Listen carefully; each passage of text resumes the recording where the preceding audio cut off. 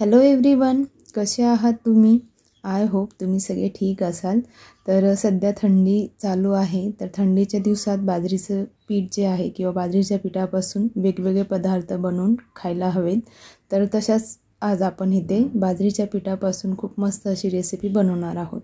तर इथे मी 1 वाटी बाजरीचं पीठ घेतलेलं आहे, अर्धी वाटी रवा घेतलेला आहे, बारीक रवा.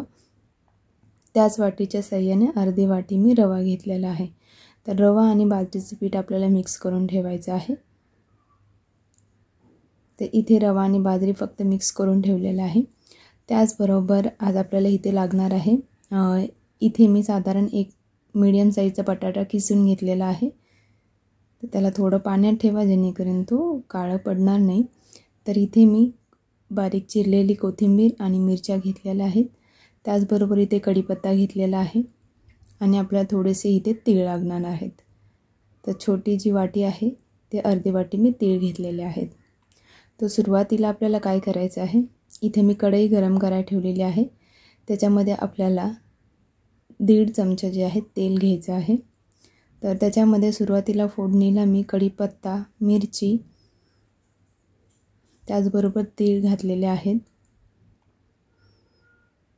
त्यानंतर याच्यामध्ये आपल्याला कोथिंबीर मिक्स करून घ्यायची आहे. तीळ चांगले तडतडून द्यायचे आहेत. तर हे छान असं आपल्याला हलवून घ्यायचं आहे, चांगल्या प्रकारे मिक्स करून घ्यायचं आहे. त्याचबरोबर याच्यामध्ये आपण ॲड करणार आहोत 1 चमचा हळद, त्यानंतर 1 चमचा मीठ जे आहे चवीनुसार ॲड करायचं आहे. आणि जो बटाटा किसलेला होता तो आपल्याला त्याच्यात मिक्स करून घ्यायचा आहे. तर आता थोड्या वेळासाठी छान असं परतून घ्यायचा आहे आपल्याला हा मसाला पूर्ण. इथं आपला मसाला जो आहे छान असा परतला गेलेला आहे, बघू शकता. तर ज्या वाटीने आपण पीठ घेतलेलं आहे त्याच वाटीने 1 वाटी आपल्याला पाणी घ्यायचं आहे. तर 1 वाटी पाणी आपल्याला ह्या मिश्रणामध्ये मिक्स करून घ्यायचं आहे आणि व्यवस्थित पाणी जे आहे त्याच्यामध्ये बटाटे मिक्स करून घ्यायचं आहे. सगळा मसाला व्यवस्थित हलवून घ्यायचा आहे. आता ह्या पाण्याला आपल्याला उकळी फुटून द्यायची आहे. बघू शकता उकळी फुटलेली आहे. याच्यामध्ये आपण जे बाजरीचं पीठ आणि रवा मिक्स केला होता तो आपल्याला मिक्स करून घ्यायचा आहे. तर व्यवस्थित मिक्स करून घ्यायचं आहे. पीठ छान प्रकारे वाफवलं गेलं पाहिजे. आपल्याला जास्त वेळ पीठ नाही ठेवायचं आहे, हार्डली 5 मिनटं ते 10 मिनटं ठेवायचं आहे. बघू शकता. तर पिठाला कंटिन्यू हलवत राहा जेणेकरून पीठ खाली चिटकणार नाही. आणि ही सगळी प्रोसेस तुम्हाला एकदा पाण्याला उकळी आल्याच्या नंतर गॅस स्लो करून घ्यायचा आहे आणि मग त्याच्यामध्ये आपल्याला हे पीठ जे आहे पाण्यात मिक्स करून घ्यायचं आहे जेणेकरून पिठाच्या गाठी नाही होणार. तर बघू शकता पीठ आपलं छान असं मिक्स झालेलं आहे. तर आता याला एका भांड्यात काढून घ्यायचं आहे आपल्याला. हे गरम पीठ आहे ते. आता हे गरम पीठ असतानाच आपल्याला मळून घ्यायचं आहे.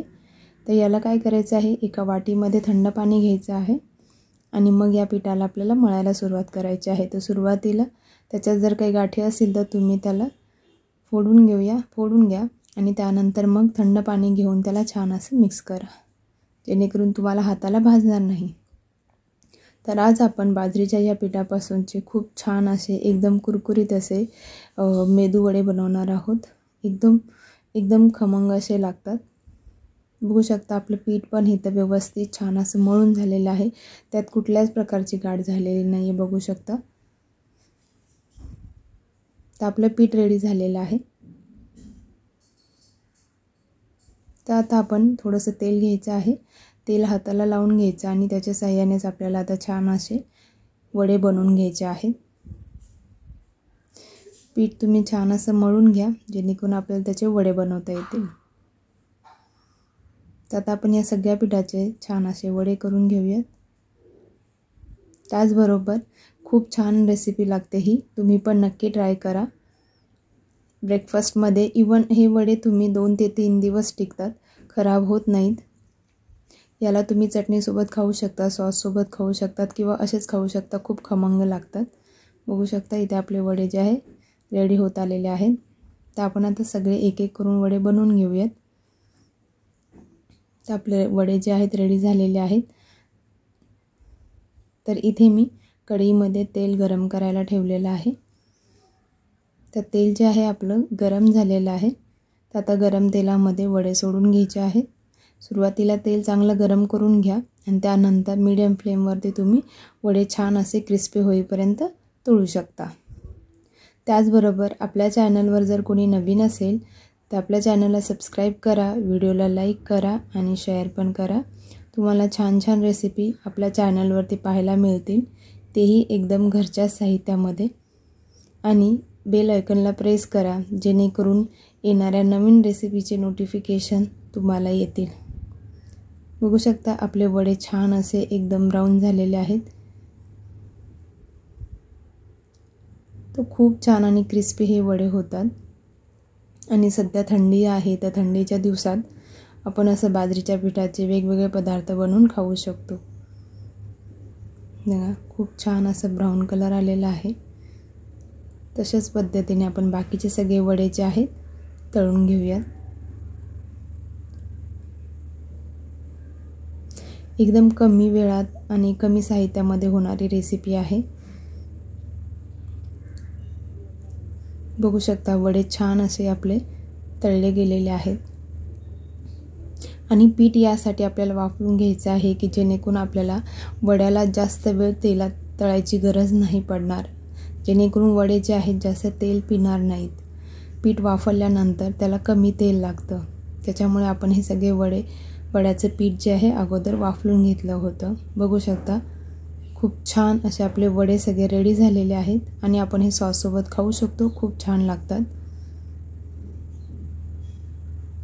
तर रेसिपी कशी वाटली कमेंट करून नक्की सांगा गाईज. तर मी तुम्हाला एक वडा कट करून दाखवते. बघा खूप छान आणि क्रिस्पी असे आपले वडे झालेले आहेत. आतूनही खूप छान असे झालेले आहेत, अजिबात कच्चे राहिलेले नाही आहेत. Thank you guys. बघू शकता